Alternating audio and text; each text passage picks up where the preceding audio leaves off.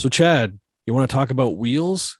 Wheels. Haunted wheels. That's right. It's not enough that they're fast, speedy, but they're haunted. And they could still run you Possessed. over, but a possessed car is just run you over.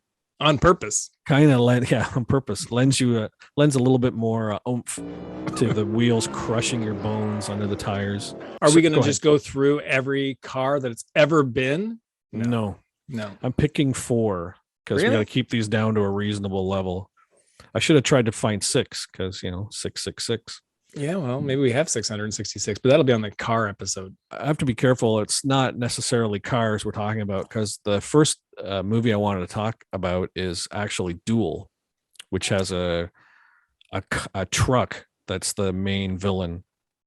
And it's kind of interesting because, it's not necessarily possessed. The movie kind of alludes that there is a driver, right? I don't know if you've ever noticed that.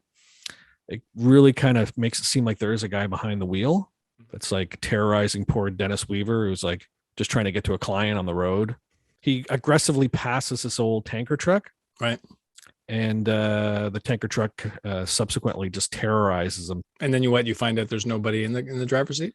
I guess, like I say, you don't really see the driver. I think there's a couple of shots where there's like briefly you see somebody. It was actually Steven Spielberg's first stint at long form filmmaking, but it wasn't a feature. It was a TV movie because, of course, he got started in TV for Universal. He did Columbo and Night Gallery and a bunch of TV shows before he went off and did Sugarland Express. I think was his first like motion picture. And then, of course, he did Jaws, which is funny because this movie really is kind of a setup for Jaws because instead of a shark, it's a land shark. I guess you'd say it's like a truck.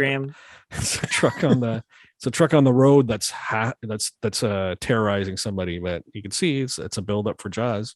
The windows are super tinted, so you don't see anybody behind the wheel. But the truck itself is scary enough. It was a 1955 Peterbilt 281. That played that role, and I guess Spielberg chose it because it had kind of a scary face, big headlights and a big scary grill, like a character actor. Another thing I like about Duel is it's just in the perfect 70s mold where you don't have to explain what's going on. Like you're wondering, is there a driver? Is not a driver? It's not really explained, but that's what I love about these movies. Especially, I think the 70s was a perfect era that where like Halloween, where you don't need a fucking explanation. Something horrible and inexplicable is going on, and then you just deal with it on that level, and then it ends maybe ambiguously, and I like that, right? No need to fucking explain anything. I'm looking at you, Rob Zombie's Halloween. Yeah, fuck you. Right? I think that it's true. I think that, and in the 70s was a great era of we're just going to freak you out. We're not going to have to wrap it up. We don't have to clean it up. Like When a Stranger Calls, they tried to do that. Why haven't you checked the children? They took what should have just been a small movie that was great and they added all this stuff. But I think that so many times they just said, yeah, doesn't matter. Are you freaked out? Was it spooky? We win. We solve the problem. If they do a remake nowadays, it would be like you'd see the driver and his wife would have left him and he's really, he's upset. And then he goes on the road and Dennis Weaver cuts him off and he flips, right? He cracks. And you'd be like, that Dennis Weaver is the antagonist of this story. That McLeod. Get him. He put me in jail. I'm going to run him down. Instead of a horse, he's on a car. I can't fool me though, McLeod. And then he runs him down.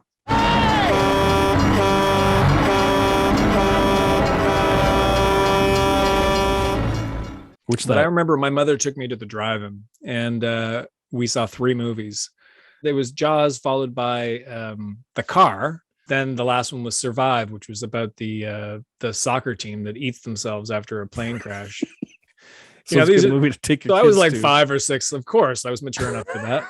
I just remember my mother holding up her cardigan between the seats. Like, don't look at this part while they eat each other, But the Jaws kept me out of the lake and really fearful even in the bathtub. Really, The Car was a weird kind of freak out because roads are everywhere.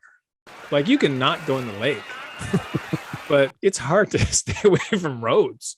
So, that big black Lincoln in The Car was terrifying. especially since it was possessed by the devil.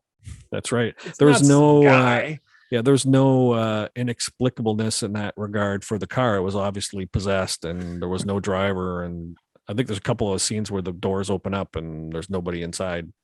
Yeah. I think So there's not- one scene where you can see somebody driving it because, of course, there's a stunt driver driving it. Right. But they had really good blacked out windows. Yep. And at one point, it can't go, like, spoiler in case anybody hasn't seen it since 1977.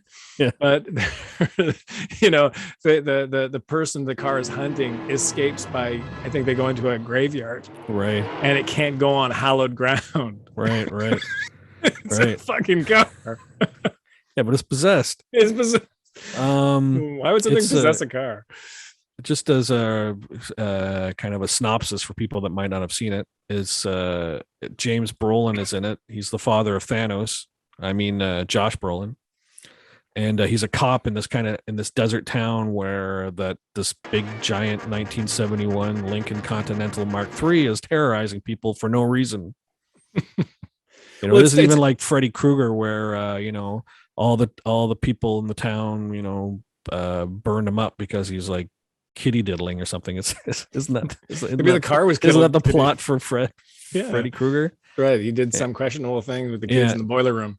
But there isn't even that, or like. Well, how do you know? Maybe the Lincoln was diddling little, he was a Maybe. diddler.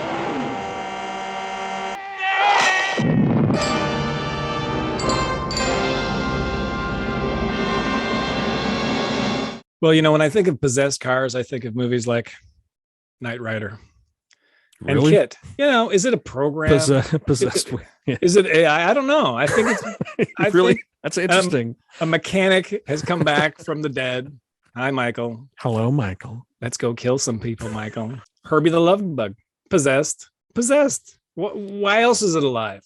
That kind of leads us into the next movie I want to talk about, which is, of course, Christine. The movie about this nerdy guy called Arnie Cunningham who buys and refurbishes a rusted out old 1957 Plymouth Fury. And as he refurbishes it and drives her around, it slowly kind of takes possession of him, and then it starts murdering people that get between them.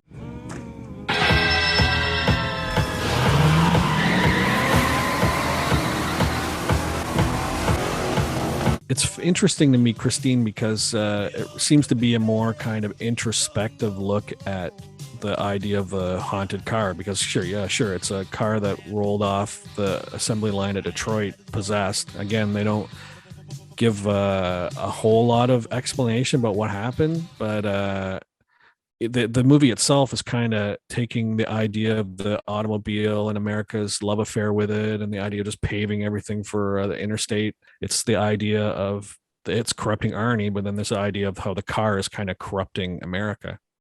73 to 83 is really an era. Hitchhiking was now scary. Roads were developing all over the place. It was the building of North America. Right. And fluorocarbons getting into the air and the ozone layer and all that stuff. Everything was turning bad. But one of the things was that hitchhiking was the roads were a terrifying place now because they were rampant, even though there was probably killers killing teenagers who hitchhiked earlier. Right. But the 70s, there was a rash of it. That's what Chips episodes were about. So I think that demonizing the car was a great next step. Why not? Segueing into Stephen King again, I wanted to talk about, his Magnum Opus, the one movie that he's ever directed, and that's Maximum Overdrive, classic of cinema. Maximum Overdrive is based on Stephen King's short story Trucks, which appears in, I think it's Night Shift. I like watching Maximum Overdrive, but it's, a guilty pleasure, right? I definitely wouldn't recommend anybody else to see it. But the one thing I remember about it, I think everybody remembers about it, is the truck that's the main truck is this 1981 white Western Star 4800. It's like a toy truck hauling toys. It's got this great big evil looking Green Goblin face on it. Everybody, I think, remembers that visual part of the movie. That, and then a kid gets run over by a steamroller. Nice. And it leaves a big smear on the wheel as it goes around. And I think another guy is murdered by, I guess it's not only trucks, but other inanimate objects. But you wonder, the cars are not affected. The cars don't come to life. But there's another in that same scene where the kid gets run over by a steamroller. It's at a baseball game, a little league baseball game. And the one guy's getting a Coke and he puts his money in and he looks in the slot. He doesn't get it. And then the Coke comes out at about the speed of sound and like gets him right in the forehead, kills him. No episode of Cars would be complete without My Mother the Car. Right. You know? And in an era in the mid 60s of talking horses and, yeah, you know, they had My Mother the Car, which was like a crazy premise, right? This guy, his mother dies. Mm-hmm. What sitcom and starts, you know, with a happier notion. Right. And it's like a Disney film. The parents always die right at the beginning of the film. That's true. That's true. So you have his mother's dies and comes back as it's a 1928. Isn't it a porter? Porter. So he goes to the dealership, and for some reason he's drawn. Again, it's that possession thing. He's drawn to this 1928 Porter, and he buys it. He's a lawyer, and he finds out that his mother's spirit is in this old dilapidated car. So in the mid 60s, all these cool cars. Yeah, it's crazy. And now he's driving this crap box from 1928. Yeah. And she only talks to him through the radio. And the radio would flicker, like light up and flicker every time. Just like a Knight Rider. Yeah, exactly. And she'd be like, oh, son, no. And she'd give him all this advice for his legal things. Did he ever take a date in the ride for a car? That would be awkward. It's like screwing in the back seat with your mom saying, "Get the drive. You want some advice, son? Pull out." It's one of the Van Dyke brothers. Jerry Van Dyke. That's right. From He was in Coach. Yeah, exactly. Well, you know, Chad, I think that probably does it for our peek under the hood of some spooky wheels. I'm going to ask everybody to please mash on that subscribe button like you're using your horn in rush hour traffic. And I'll tell you that you can gas up our podcast by donating to our Ko-Fi page, which is linked in the description. Keep on trucking.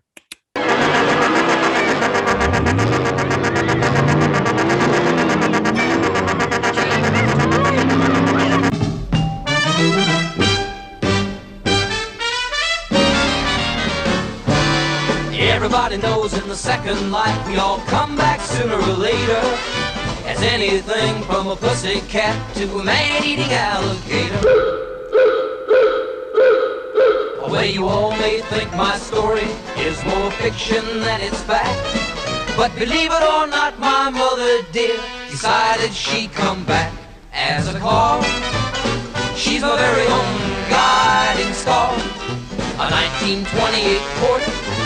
That's my mother, dear. She helps me through everything I do, and I'm so glad she's here. My mother the car. My mother the car.